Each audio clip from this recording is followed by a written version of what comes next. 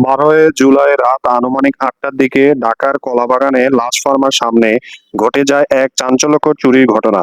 একটি electric cycle চুরি হয়, যা ধরা পড়ে সিসি ক্যামেরার ফুটেজে দেখা যায় এক ব্যক্তি অত্যন্ত দ্রুততার সঙ্গে সাইকেলের মালিকের পেছনে পেছনে দোকানে ঢুকে পড়ে।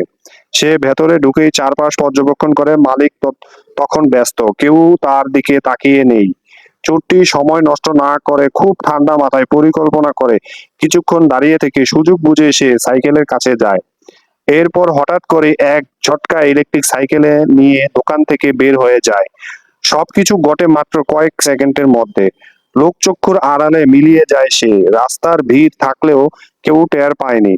এই ভিডিওটির প্রকাশের মূল উদ্দেশ্য হলো সচেতনতা বৃদ্ধি এবং অপরাধীর খুঁজে সাহায্য করা। যদি আপনি এই ব্যক্তিকে চিনে থাকেন কিংবা তার সম্পর্কে কোনো তথ্য জানেন, দয়া করে নিকটস্থ থানায় যোগাযোগ করুন। সতর্ক থাকুন, নিরাপদে থাকুন। দিন হোক বা রাত, একটু সচেতনতাই পারে বড় বিপদ থেকে রক্ষা করতে। সাইকেল হোক বা যে কোনো মূল্যবান জিনিস, নিরাপত্তা নিশ্চিত করুন সব সময়। ধন্যবাদ। ভিডিওটি ভালো লাগলে শেয়ার করে দিন।